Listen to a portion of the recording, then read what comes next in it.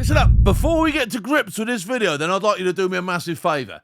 If you haven't hit that subscribe button, it's imperative that you do so. We need to build our numbers, we need to build our audience. It just means we can do more for you. Right, I'm getting on with it now.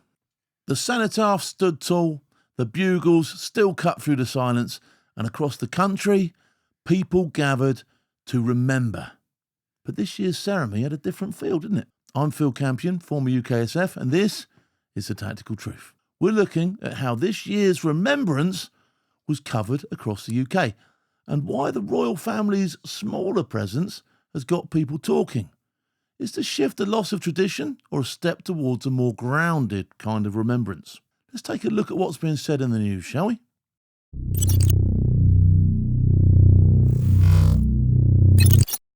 King Charles has led national commemorations for those who've died for their country in the 2 world wars and subsequent conflicts.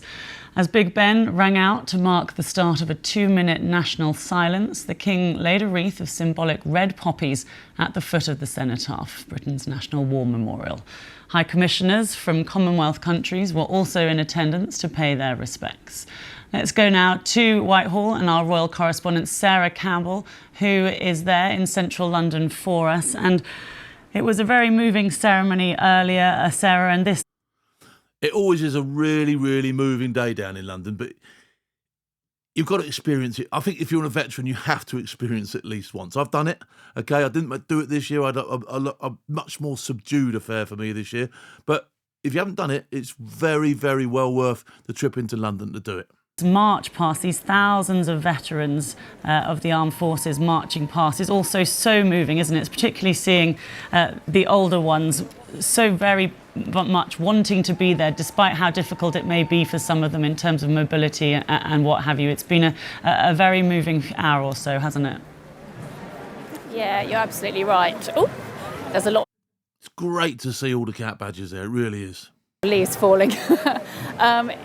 The atmosphere has sort of changed from 11 o'clock. Obviously, there's the 2-minute silence, which is incredibly moving, and it's quite powerful. I can't quite describe what it's like being here, right in the centre of London, surrounded by thousands of people, and it just goes completely silent for those 2 minutes, and everybody here has their own thoughts, people that they're remembering. It's a very powerful moment. And then, as you said there, you saw the pictures of the King laying the first wreath. He, of course, is Commander-in-Chief of the Armed Forces. It is his role to lay the first wreath. The second wreath is laid on behalf of the Queen, she and the Princess of Wales. He's seen a fair bit this lifetime, the old King as well, hasn't he? And other members of the royal family watching on from the Foreign Office balcony. And then the third wreath laid by the Prince of Wales. He has been for the last week in Brazil. He flew back overnight and had to be here. It really is one of the key events in the national calendar and certainly in the royal calendar, and of key, of course, in his RAF uniform, having served for a number of years in the Royal Air Force. And we were speaking to a Yes, a toolmaker's son. Royal Air Force serving personnel here saying how important that is, and the connection between the Armed Forces personnel who are here today and the royal family. That connection very much continues. So that's the sort of the solemn part, if you like, the part of reflection. And what you're looking at now and what's happening now behind me is the march past, and this is hugely important. It's very difficult actually to get a place on the march past. So many people want to take part, and there simply logistically isn't room for all of the veterans. Yeah, if you've ever been on horse guards, it takes a long time for all this to clear. And if you're at the back of the march, you stood there for what seems an eternity before you get to move anywhere at all. And all of the organisations that do want to get involved. So for these 10,000 there, these are the lucky ones, if you like, that managed to get a place, and they will march past the Cenotaph. Just to give you an idea of some of the people who are here. Of course, one of the big anniversaries this year that's being remembered, or the big anniversary, is that of the Second World War. There are a number of Here comes the parachute regiment. Veterans here, 20. Followed by some Fusiliers. Registered Second World War veterans who managed to make it on behalf of their organisation. There's a few South Atlantic medals in that lot as well you can spot. Nations, the Spirit of Normandy Trust, the Burma Star Memorial Fund and the Chindit Society, of course reflecting the war in Europe and the war in the Far East. And there are 6 101-year-olds marching this year, remembering the Second World War. There are youngsters here as well, because it's not just veterans who are marching, it will be family members as well. I think I saw them march past a little earlier actually, but there's an organisation called Scotty's Little Heroes. You may have Scotty's Little Soldiers, come on. spotted them. They are quite distinctive because they're wearing black and yellow scarves, and that organisation was set up to help children who'd lost a parent who was a serving member of the armed forces. So That's poor research there by the BBC, do you know what I mean? Getting names of stuff like that wrong, it really is. youngest person marching today is 8-year-old Evie Roots from Scotty's Little Soldiers, and her father, Adam Roots, served with the Army Air Corps. He died in a parachuting accident in 2018. And the March Past is organised by the Royal British Legion, which was set up in the aftermath of the First World War to help veterans, to help them with living expenses, and to give them that sense of camaraderie for other people to talk to. And today, Remembrance Sunday, is so important.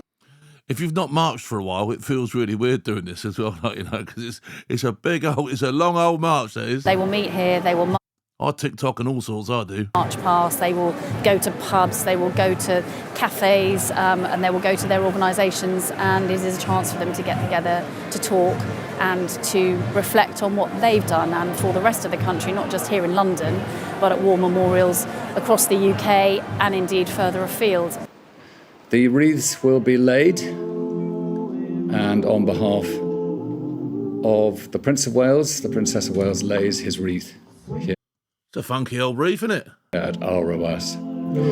Sadly, the sun has not come through the gap in the wall here to mark this moment, but her reflection on behalf of the nation.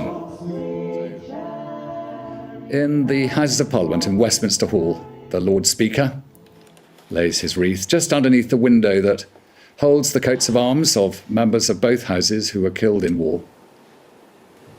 A large number of members of Parliament, not least Winston Churchill, in the First World War, volunteered to serve in battle.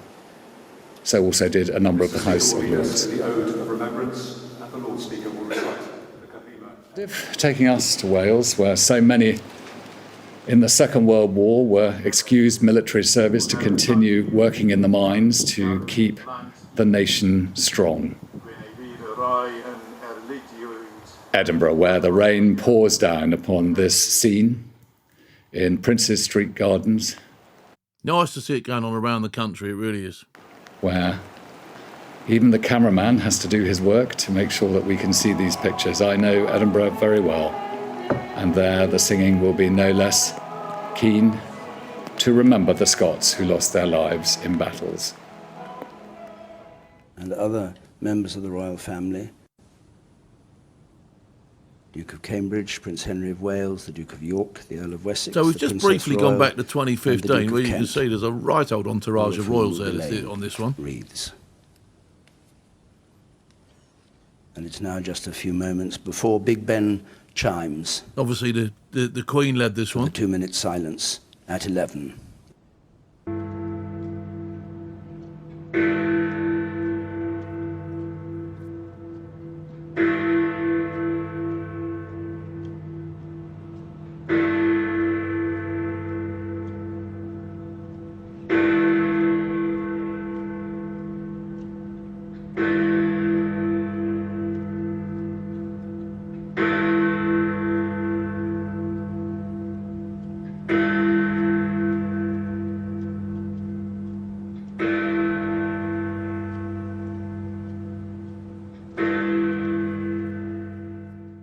Right, we've just seen how the ceremonies played out across the news.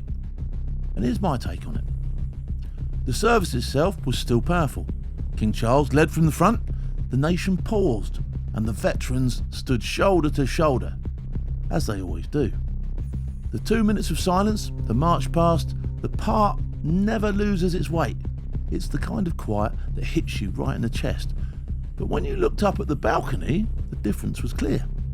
The Queen's steady presence, Prince Philip's salute, Prince Harry's place among the ranks, all gone. Even Princess Anne, one of the hardest working royals there is, couldn't make it this year. Now that might sound like a loss, but maybe it's not. The absence of royal ceremony stripped some of the spectacle away. And what you're left with is the raw truth of it. This isn't about who's watching from the balcony, is it? It's about who's standing in the crowd. The faces in uniform, the old boys in blazes, the young families teaching their kids why we stop for silence. The heart of it has always been about the people, not the pageantry. The coverage this year actually reflected that. Let's focus less on celebrity, more on community. Cameras in local towns, smaller services, the simple moments that make Remembrance what it is. Maybe that's how we should be. Not polished, not perfect, but real. It's easy to think tradition's slipping away, but sometimes stepping back from the royal spotlight lets the rest of the country step forward. So yes, it looked different, but it still mattered. Maybe even more so. The military, the families, volunteers, the whole nation. That's what keeps the flame in it. We'd love to see your Remembrance photos, the ones that you took from across the country. Tag us in, send them to us, and show us how you marked your day. And if you want to get the live updates here and the conversations that we can't discuss openly, then why not join our membership for just 16 pence a day on Force TV Plus?